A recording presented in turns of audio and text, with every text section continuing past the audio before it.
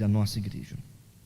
Meus irmãos, esse sermão, claro, depois de pesquisa, de estudo, lendo também alguns comentários, há um comentarista, um comentário sobre esse sermão, que eu me baseei, que creio eu que é muito pertinente também para a nossa vida, e eu vou caminhar bastante por esse comentário, e eu me baseei bastante sobre esse texto. Em um comentário eu gostaria, portanto, de apresentar alguns pontos, mas claro, outras coisas eu vou apresentar algumas aplicações também retiradas do próprio texto, da própria interpretação desse texto para a nossa vida, e isso é muito importante, porque o nosso objetivo é aprender o que a palavra de Deus está aqui nos ensinando, como nós lemos em Provérbios.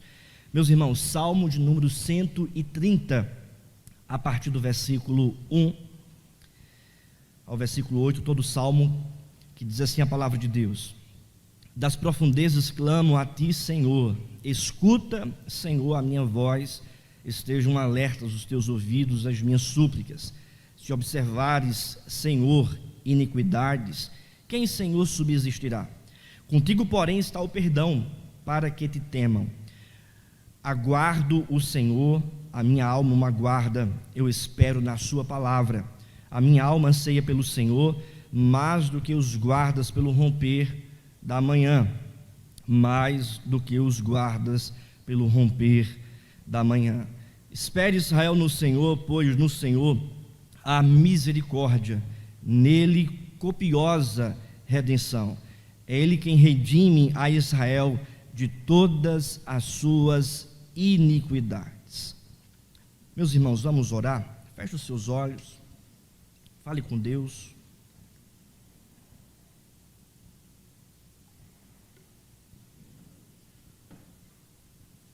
Senhor Deus, amado Pai, nós lemos a Tua palavra e nós te pedimos, ó Deus, fala ao nosso coração, fala conosco, fala, Pai, a cada um aqui que está presente, mas aqueles que estão também ouvindo esta mensagem através do YouTube.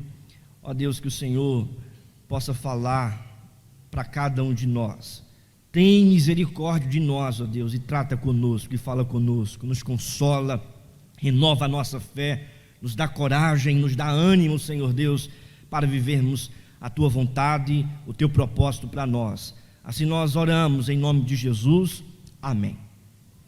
Meus irmãos, esse é um salmo bastante conhecido, muitos já pregaram sobre esse salmo, muitos pastores, pregadores, porque é um salmo que fala sobre a redenção, essa copiosa redenção. E o que significa a palavra redenção? A gente vê no texto, no versículo 7, por exemplo: espere, Israel, no Senhor, pois no Senhor há misericórdia, nele copiosa redenção. É ele quem redime a Israel, ou seja, é ele quem traz redenção para Israel. Qual o significado dessa palavra redenção? Redenção significa libertação de um escravo mediante o pagamento de um valor. Redenção significa a libertação de um escravo, ou um resgate de um escravo mediante o pagamento de um valor.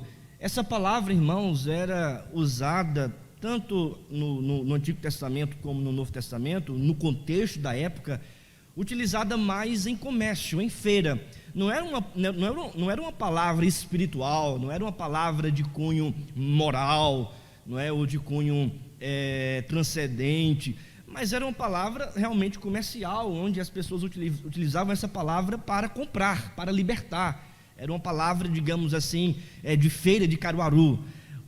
Mas os autores das Escrituras Sagradas, Antigo Testamento, utilizam essa palavra, que no contexto da época era uma palavra comercial, de pagamento para libertar, para resgatar. Utiliza essa palavra para dar uma ênfase espiritual, para dar uma ênfase da redenção, da história da redenção. Era uma palavra, como eu falei, comercial, não simplesmente para libertar, mas para resgatar para si, também tem essa ideia. Era uma palavra utilizada para esse tipo de comércio, mas na Bíblia, essa palavra é utilizada pelos autores para dar uma ênfase espiritual, uma redenção que Deus realizou, um resgate que Deus realizou mediante o preço que nós sabemos o preço do seu Filho Jesus. O salmo que lemos, portanto, trata sobre esta redenção. Essa redenção é apresentada em toda a história da redenção, de Gênesis a Apocalipse. Esse salmo, irmãos, tem um papel muito importante, muito singular no livro dos Salmos, porque é um salmo de romagem. Se você perceber, acima do salmo está lá, né, o título, Cântico de Romagem. O título em negrito, né, das profundezas clamo ao Senhor, em algumas Bíblias, esse título em negrito não está na Bíblia hebraica. Esse título em negrito não é inspirado. Esse título em negrito foi colocado pela Sociedade Bíblica do Brasil para facilitar a compreensão dos leitores. Mas o título Cântico de Romagem, esse título é inspirado, está no texto original, está na Bíblia hebraica. O que significa isso, irmãos? Cântico de Romagem ou um salmo de romagem? É um salmo que foi escrito quando o povo de Israel não estava em Israel, mas estava ou peregrinando, não é? De romagem, romaria, né? Peregrinando, retornando para Israel, ou quando o salmista estava, ou o povo de Deus estava escravo na Babilônia. Então, é um salmo que foi escrito quando o salmista ou o povo de Deus não estavam em Israel, eles estavam ou retornando, peregrinando, ou presos, cativos na Babilônia. Daí, irmãos, a importância de redenção, de resgate. Veja, um povo que está fora da sua casa, fora da sua nação, cativos, né, pelo império da Babilônia, e aí a importância da redenção, de retorno, né, de voltar, de serem resgatados da Babilônia e retornarem para a sua nação, para a sua pátria, para a sua terra natal. Portanto, a gente olha para esse salmo e a gente percebe que esse salmo é dividido em algumas partes. Do versículo 1 ao versículo 2, o salmista fala de uma oração. Ele está clamando a Deus: escuta, eu clamo a ti. Do versículo 3 ao versículo 6, até a parte final, a parte B, né, do versículo 6, o salmista ele apresenta algumas razões, né, porque ele clama a Deus. E a parte final do versículo 6, quando diz, né, mais do que os guardas pelo romper da manhã, espera, Senhor, no Israel. Essa parte final, até o versículo 8, o salmista aqui está reafirmando as verdades que ele tem apresentado em todo o salmo. Então, a verdade principal, a ideia principal desse salmo é tratar sobre a redenção. E eu gostaria, portanto, de tratar juntamente com a igreja sobre a redenção. Por isso eu vou apresentar as marcas da redenção. As marcas da redenção. E a primeira marca da redenção é que a redenção, ela é divina. A redenção, ela é divina. Veja o que diz o texto, versículo 1. Vamos ler juntos? Das profundezas clamo a ti, Senhor. Versículo 2. Escuta, Senhor, a minha voz, estejam alertas os teus ouvidos, as minhas súplicas. Eu não sei se você percebeu, mas o salmista, ele está clamando a Deus por uma redenção que vem de quem? Que vem do Senhor. Ele está dizendo, das profundezas eu clamo a ti, Senhor. Escuta, Senhor. No versículo 3, se observares, Senhor. No versículo 4, contigo, e aqui é uma referência ao Senhor, é uma referência a Deus, está o perdão. No versículo 5, guardo, Senhor, mais uma vez. No versículo 6, a minha alma anseia pelo Senhor. No versículo 7, espere Israel em quem? No Senhor. Pois, no versículo 7, pois no Senhor há misericórdia e o quê? Copiosa redenção. O versículo 8, é quem? É Ele quem redime a Israel. Então, a redenção, ela é do Senhor.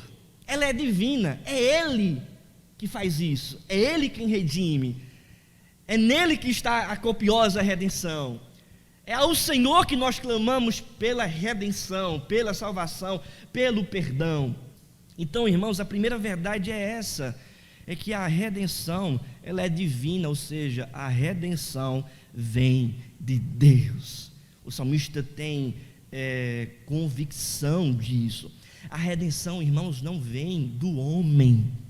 A redenção não vem de nós mesmos. A redenção não vem de uma decisão nossa.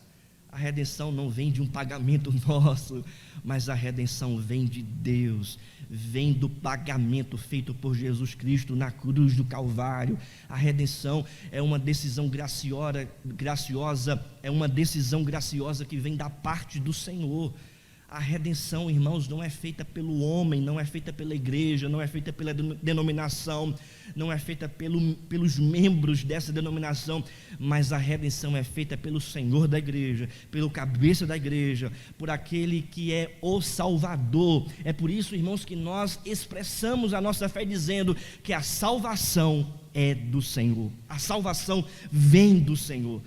A Ele pertence a salvação. Amém, meus irmãos?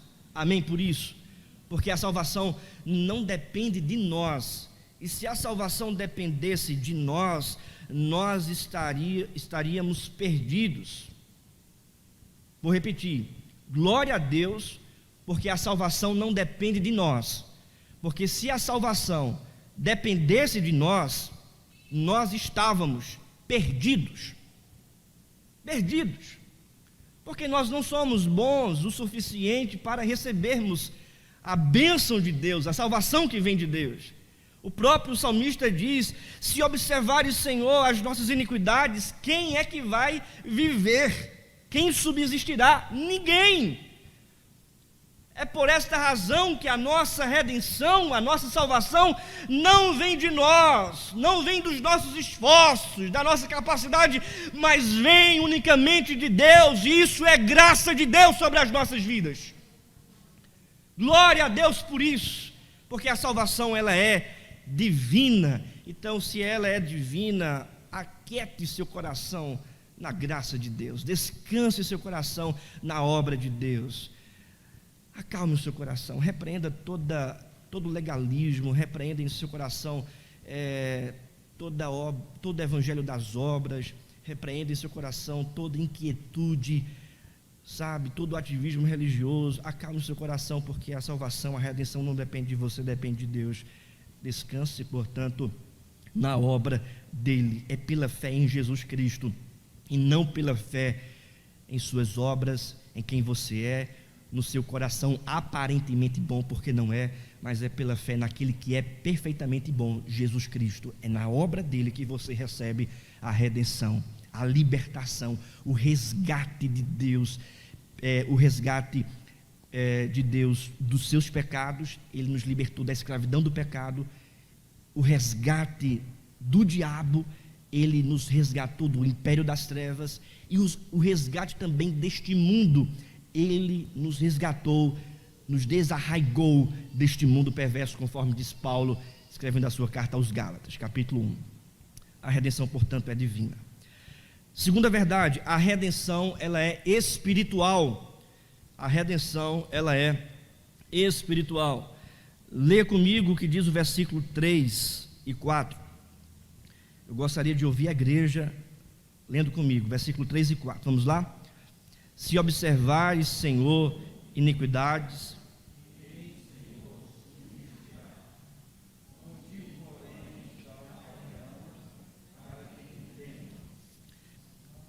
amém, só até aí, versículo 4. Contigo, porém, está o perdão para que te temam.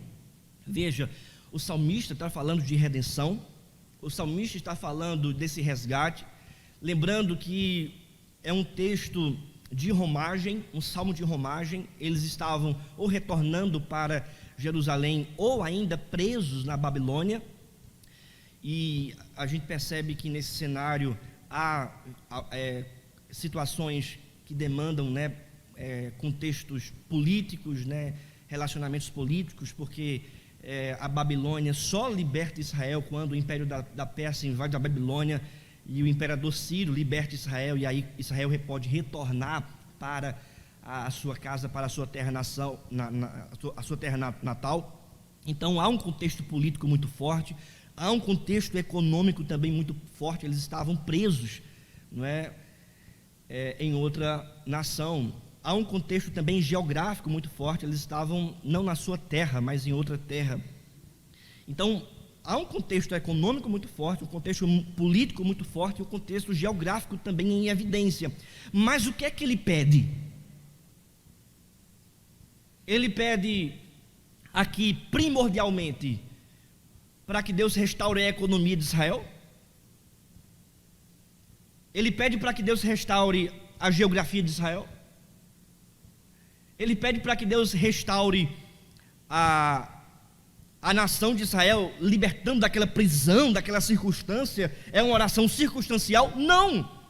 A redenção aqui apresentada diante dessa oração é uma redenção espiritual. Deus, eu olho para ti e se observares, Senhor, iniquidades, quem vai viver? Quem subsistirá?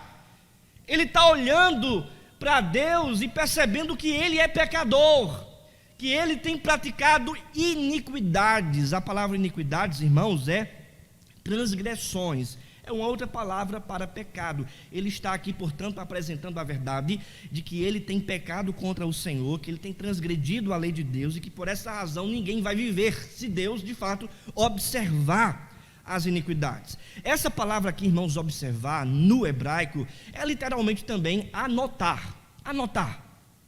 Literalmente se o Senhor anotar todos os pecados, as iniquidades, quem é que vai subsistir? Quem, Senhor, subsistirá? É uma pergunta, claro, retórica, mas para afirmar que ninguém vai viver, ninguém vai subsistir, se Deus anotar todos os nossos pecados. Agora versículo 4 diz: contigo, porém, está o perdão, para que te temam. Nós somos pecadores, nós temos pecado contra o Senhor dia após dia. Não somos escravos mais do pecado, mas ainda temos uma natureza carnal que milita contra o Espírito Santo que há em nós, e a gente peca contra o Senhor. E se Deus anotar todos os nossos pecados, quem é que vai subsistir? Quem é que vai viver? Ninguém. Mas louvado seja Deus, porque com Ele, porém, está o perdão, para que a gente tenha temor a Ele. Contigo, porém, está o perdão. Ele nos perdoa de todos os nossos pecados. A redenção, portanto, ela é espiritual. Ela é espiritual.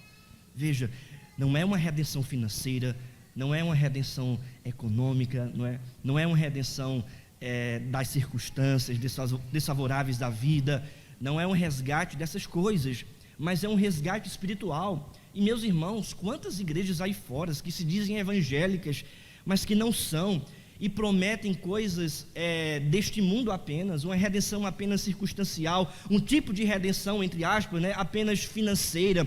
E a gente olha para esse mundo e a gente percebe que muitos se levantam para propagar um falso evangelho. É uma redenção financeira, é uma redenção emocional apenas, da teologia coach, que é, segundo alguns estudiosos, a teologia da prosperidade 2.0, que é uma nova versão da teologia da prosperidade. Enquanto uns prometem dinheiro, outros estão prometendo vida fácil, mensagens motivacionais, triunfalismo, dizendo que você vai vencer o tempo todo, dizendo que você vai ter vitória em todo o tempo, vitória financeira, vitória no trabalho, vitória na universidade, vitória no concurso, enfim, gente que só promete redenção circunstancial. E eu digo para você, a Bíblia não tem esse compromisso. A Bíblia tem um compromisso de apresentar uma redenção espiritual. E meus irmãos, a gente olha para a palavra de Deus e a gente percebe que os profetas do Antigo Testamento, os apóstolos do Novo Testamento, não tiveram esse tipo de redenção circunstancial que muitos aí prometem. Eles foram perseguidos, eles passaram por provações, eles foram presos, eles foram martirizados, mas eles tinham uma convicção de uma redenção espiritual, que eles iriam fechar os seus olhos nesta terra, mas iriam abrir os seus olhos na eternidade. É uma redenção espiritual que a palavra de Deus promete. Isso não quer dizer, claro, que você não deve orar ou não pode orar pelas suas circunstâncias desfavoráveis, pelo seu emprego, pelo seu trabalho, pela sua vida emocional. Você deve orar por isso sim, pedindo graça a Deus, força a Deus, intervenção a Deus. Mas o que eu estou dizendo é que a prioridade das nossas orações e a prioridade apresentada na palavra de Deus como urgência para a nação, para o povo, é espiritual e não material, e não circunstancial, e não emocional. Até porque o salmista aqui está abatido das profundezas que clama a ti, Senhor. Ele está abatido não é porque não tem dinheiro. Ele está abatido não é porque não tem carro, não tem casa. Não é porque ele está preso na Babilônia. Ele está abatido é por causa dos seus pecados. E a redenção, portanto, ela é espiritual por causa disso. Versículo 4 ainda, terceira verdade, a redenção ela é total. A redenção é total. A redenção abrange a totalidade dos nossos pecados, porque contigo, porém, está o perdão para que te temam. Ele está falando aqui de pecados. No versículo mais adiante, versículo 7, veja o que diz a palavra: espere Israel no Senhor, pois no Senhor há o quê? Misericórdia. Nele o quê? Copiosa redenção. Então, a redenção abrange a totalidade dos nossos pecados. Por quê, pastor? Primeiro, porque se Deus anotar todos os nossos pecados, ninguém subsiste, mas é Ele quem perdoa, e Ele traz salvação. Segundo, porque Ele é misericordioso e nele copiosa redenção. A palavra copiosa aqui, irmão, significa completa, abrangente, é abundante, não é total. Então esse perdão, essa redenção, ela é total, ela abrange tudo. Agora, tudo o quê? Veja o que diz o versículo 8. Para entendermos é importante ver todo o texto, né? Versículo 8. É Ele quem redime a Israel de quê? Todas as suas iniquidades. Há aquilo, irmãos, que a gente chama na poesia hebraica de paralelismo. O que significa isso? São versos que fazem paralelo um com o outro. Há um paralelismo de contradição, mas há um paralelismo chamado sinônimo, né, que é de sinônimos, falando as mesmas verdades com palavras diferentes.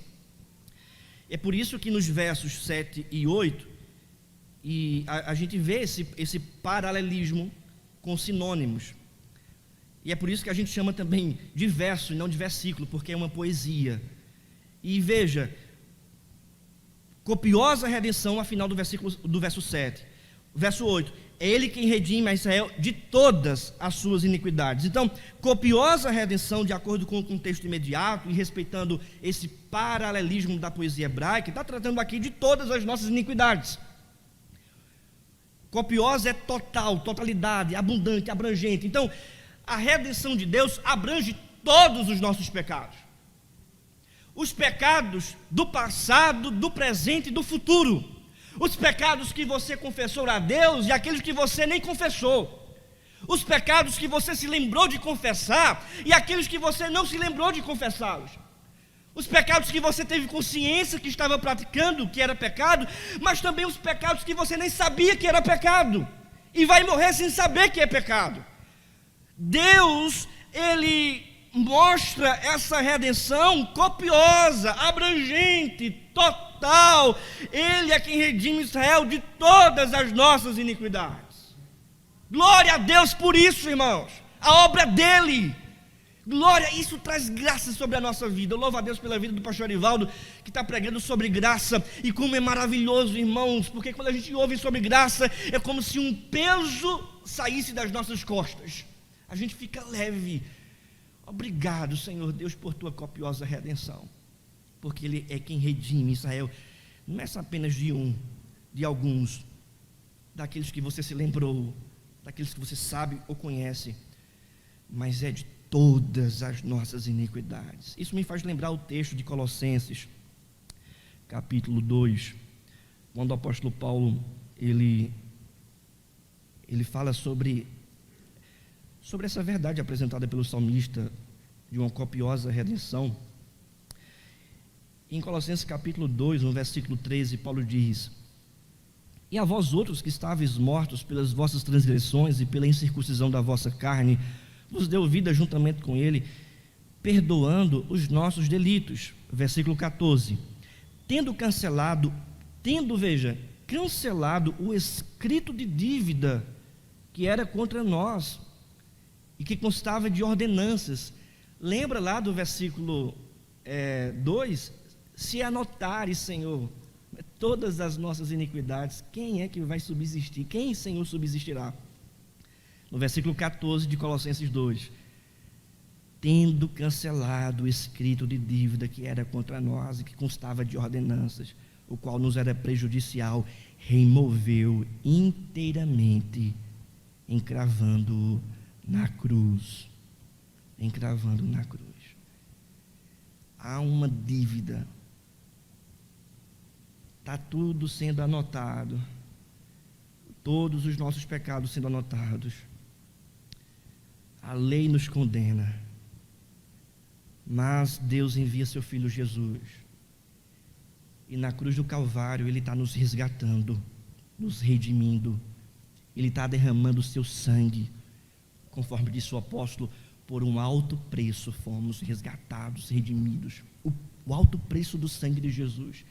E o sangue de Jesus, irmãos, na cruz do Calvário, está cancelando todo escrito de dívida. Por quê? Porque Ele está pagando esse preço. O Deus que é perfeito se encarnou para pagar o preço dessa dívida, que foi a sua morte na cruz, de maneira que todos aqueles que estão em Cristo recebem a totalidade da redenção. Ele perdoa todos os nossos pecados. O pecado, irmãos, é o maior problema da humanidade. O maior problema da humanidade não é a pandemia, não é o Covid-19. O maior problema da humanidade naquele contexto do Salmo 130 não era a Babilônia, não era esse império cruel que estava matando, oprimindo, que tirou essa nação da sua terra. Não era, mas o maior problema aqui apresentado é o pecado. A Bíblia diz, irmãos, que o pecado nos afasta de Deus. Em Isaías 59, versículo 1 em diante diz: eis que a mão do Senhor não está encolhida para que não possa salvar, nem surdo o seu ouvido para que não possa ouvir. Mas as vossas iniquidades fazem separação entre vós e o vosso Deus, e os vossos pecados encobrem o seu rosto de vós, para que não vos ouça. O pecado faz essa separação entre nós e Deus. Mas, irmãos, louvado seja o Senhor, porque Ele enviou Jesus Cristo para pagar o preço de todos os nossos pecados, e nada pode nos separar disso. Irmãos, há uma ilustração bem interessante que conta alguns estudiosos, historiadores, tratando de um sonho que Martim Lutero teve. Martim Lutero, nesse sonho, foi para o céu, e lá no céu estava Deus, o trono do Senhor, mas também estava Satanás. E Satanás, irmãos, pegou o livro, abriu o livro, e nesse livro estava anotado todos os pecados de Lutero, e começou a acusar Lutero. Lutero, então, começou a ficar angustiado com todas aquelas acusações, porque ele sabia que ele tinha pecado mesmo contra o Senhor Deus. Mas aí ele se lembrou de Jesus. Na verdade, ele viu Jesus nesse sonho, ele se lembrou de Jesus, e quando ele se lembrou de Jesus, ele disse para o diabo: é verdade, todas essas coisas aí anotadas são pecados, e eu pequei em tudo isso, mas eu também sei que o sangue de Jesus Cristo me purifica de todo o pecado.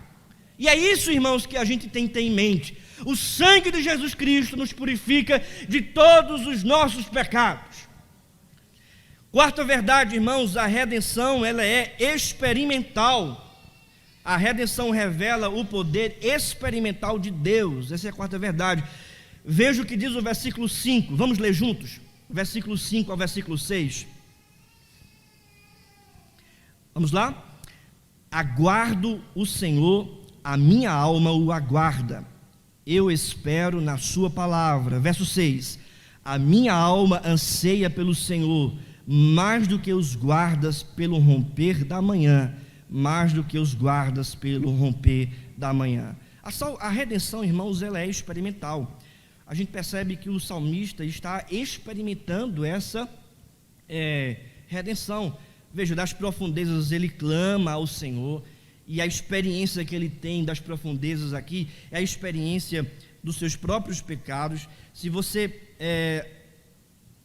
voltar algumas páginas no Salmo 69, abra aí rapidamente, deixa marcado no Salmo 130, mas o Salmo 69 fala dessa experiência provocada pelo pecado, que é a experiência do salmista também aqui. No versículo 1, o salmista diz: salva-me, ó Deus, porque as águas me sobem até a alma, estou atolado em profundo lamaçal, que não dá pé, estou nas profundezas das águas, e a corrente me submerge. É como se fosse algo sufocante. O vírus, né, da Covid-19, em alguns casos, dá falta de ar, na maioria dos casos, né, não em alguns, na maioria dos casos dá falta de ar, uma sensação de sufocamento. E essa é a expressão aqui do salmista, é como se as águas estivessem sobre ele está submergido, uma sensação de sufoco, de prisão. E o pecado faz isso com a gente, o pecado traz ansiedade. Claro, nem todo transtorno de ansiedade é oriundo do pecado, mas há pecados que causam ansiedade, há pecados que causam esse sufocamento, essa agonia, há pecados que fazem com que a gente se sinta assim, sufocado. O salmista diz no versículo 1 do Salmo 130, das profundezas clamo a ti, Senhor, escuta, Senhor, a minha oração. Ele está nas profundezas dos seus pecados, nas profundezas, né, dessa situação, no lamaçal do pecado, conforme o Salmo 69. Contudo, irmãos, ele tem essa experiência com Deus, ele está clamando a Deus, ele está chamando pelo Senhor, ou seja, ele tem a certeza de que Deus pode intervir, que Deus está perto, que Deus escuta a sua oração. A redenção, portanto, ela é experimental. Nós podemos ter essa experiência com Deus da redenção, de sermos libertos pelo Senhor, de sermos redimidos pela obra de Jesus Cristo, de termos a convicção do perdão dos nossos pecados, de sairmos desse sufoco e de vivermos em leveza, respirando bem, vivendo na graça, sabe? Vivendo bem com Deus, estando em paz com o Senhor. Isso é maravilhoso, irmãos. A redenção, ela é experimental. Mais adiante no texto que lemos, né, do versículo 5, aguardo o Senhor, a minha alma o aguarda. Deus pode intervir na sua vida, Ele está aguardando, ou seja, a redenção abre as portas para experimentarmos as grandezas de Deus, as intervenções de Deus. A redenção é experimental. No versículo final, aliás, na parte final do verso 5, ele diz: eu espero na sua palavra. Ele espera essa intervenção de Deus, mas ele espera firmada aonde? Na palavra. Ele tem contato com a palavra, ele tem experiência com a palavra. É por isso, irmãos, a importância da palavra de Deus. É a palavra de Deus, irmãos, pregada todos os domingos, nos cultos aqui da igreja semanais, que guarda o nosso coração, que traz as experiências de Deus para a nossa vida. É a palavra de Deus, irmãos, pregada com fidelidade, que nos orienta, que nos consola, que nos corrige, que nos exorta, que mostra a maneira certa pela qual nós devemos esperar pelo Senhor. Você quer ter experiência com Deus? Venha para o culto e escute a palavra de Deus. E quando você escuta a palavra de Deus, você vai ter experiências com Ele. Na verdade, o ato de estarmos aqui hoje, reunidos em torno da palavra de Deus, para ouvirmos a sua voz, isso, irmãos, é algo experimental.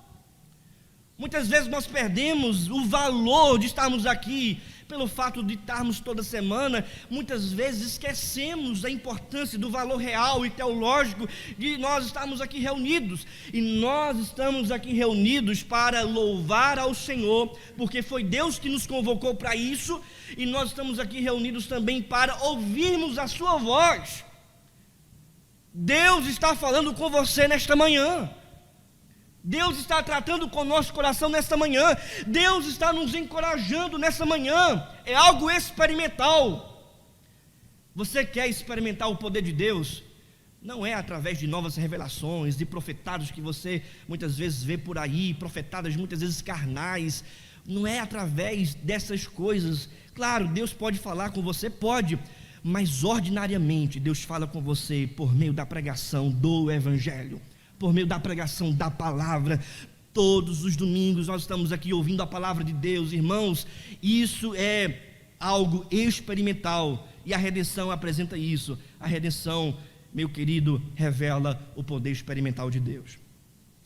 Quinta verdade, a redenção ela é exclusiva. A redenção ela é exclusiva. E eu já estou caminhando para o fim. Veja o que diz o versículo final, versículo 8: é Ele quem redime a quem? A Israel de todas as suas iniquidades. No versículo 7, ele ainda diz: espera Israel no Senhor, pois no Senhor há misericórdia e copiosa redenção. O versículo 7 e o versículo 8, na verdade, é uma reafirmação de tudo aquilo que ele está apresentando. O versículo 7 e o versículo 8 é uma reafirmação da fé. Isso a gente vê na construção da estrutura da poesia. Porque, veja, se você reparar no versículo 8, você vai perceber que o versículo 8 é uma reafirmação de tudo aquilo que a gente está vendo. A redenção é Ele quem faz, é divina. A redenção ela é espiritual, né, de todas as nossas iniquidades. A redenção ela é total, né, de todas. A redenção é experimental. Israel experimenta isso. Mas o texto também apresenta que ela é exclusiva. Por que ela é exclusiva? Porque ela é apresentada para Israel. Você não vê aqui o texto dizendo: é Ele quem redime todo mundo, todo indivíduo, todo membro dessa raça humana. Não, ela é exclusiva porque o texto diz: é Ele quem redime a Israel. Ele quem redime a Israel. Espera, portanto, quem? A Babilônia? O Império Medo-Persa que vai libertar Israel da Babilônia? Não, espera Israel no Senhor. Que Israel é esse, irmãos? Claro, o texto imediato trata de Israel da Palestina, a nação que recebeu os oráculos de Deus, o primeiro povo que recebeu os oráculos de Deus. Mas nós não podemos interpretar o texto sem o grande contexto da revelação bíblica, Antigo e Novo Testamento. A gente não pode ficar na placa, a gente tem que ir para onde a placa aponta. Vou dar só um exemplo. Quando você vai para Tamandaré tomar banho de praia, de mar, geralmente quem está aqui em Caruaru vai por onde? Por Agrestina.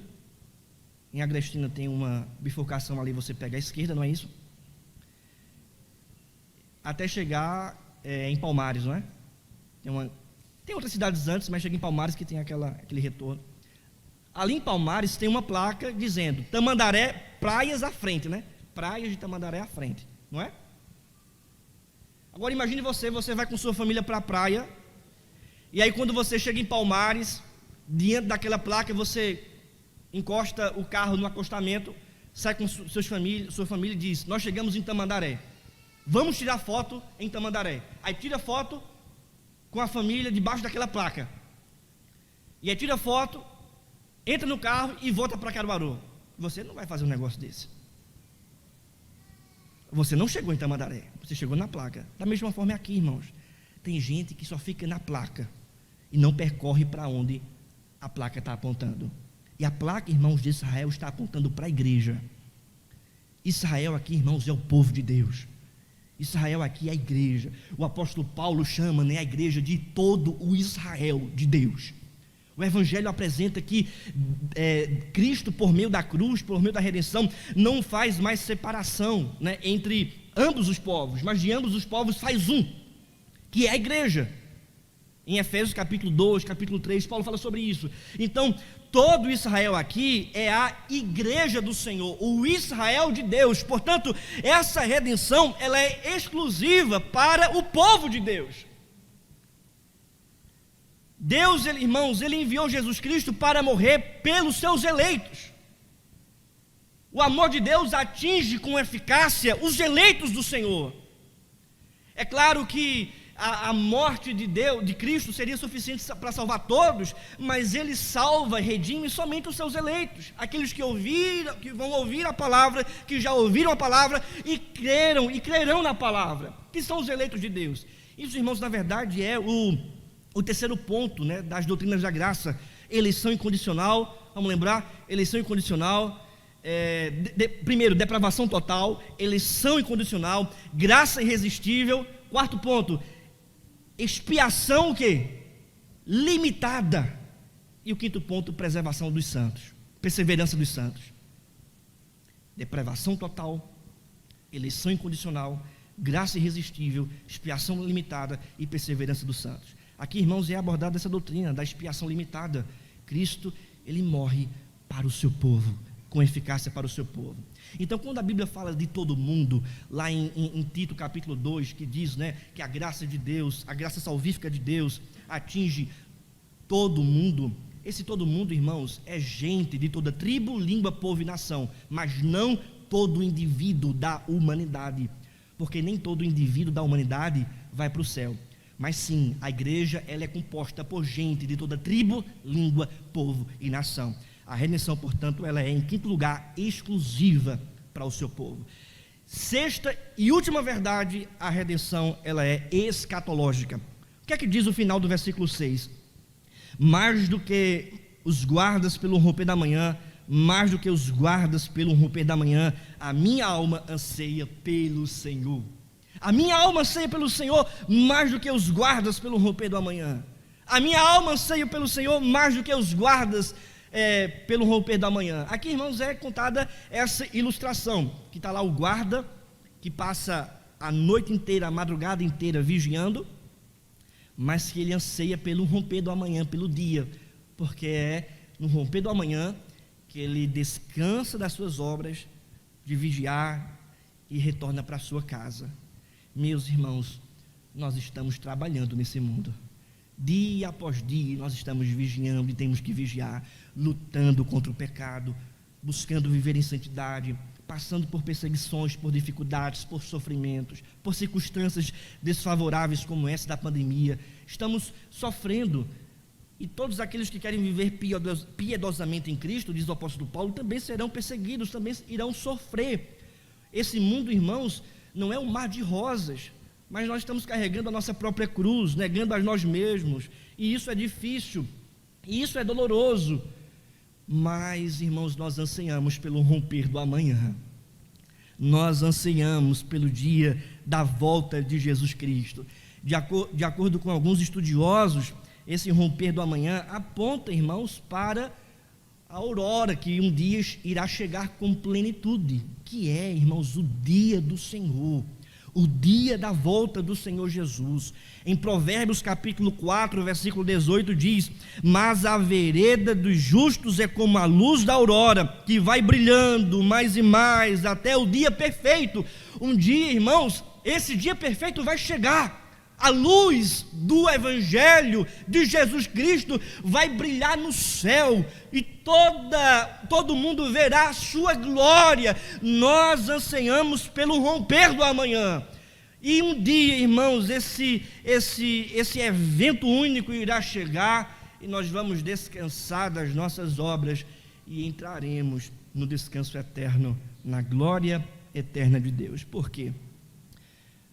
Porque Jesus Cristo, nosso Senhor, nos redimiu, e essa redenção também aponta para uma segurança futura. A redenção rompe com esperança da glória futura. É por isso que ele diz: eu espero no Senhor, eu espero na sua palavra, uma esperança da glória futura. Um dia estaremos no céu, amém? Um dia estaremos na nossa casa celestial, na nossa morada celestial. Eu sei que tem muita gente partindo para essa morada, isso traz muita dor e tristeza ao nosso coração, mas a gente deve olhar para a palavra e entender a esperança que temos, e a esperança que temos é que um dia nós vamos também fechar os nossos olhos nessa terra e abrir os nossos olhos na eternidade e encontrar aqueles que já partiram com Cristo e matar a saudade destes. E principalmente nós veremos o nosso Senhor Jesus. Nós estaremos em comunhão com Ele e descansaremos de todas as nossas fadigas circunstanciais, emocionais e espirituais, porque estaremos na glória. Portanto, meus irmãos, a redenção ela é divina, espiritual, total, experimental, exclusiva e escatológica. Vamos orar.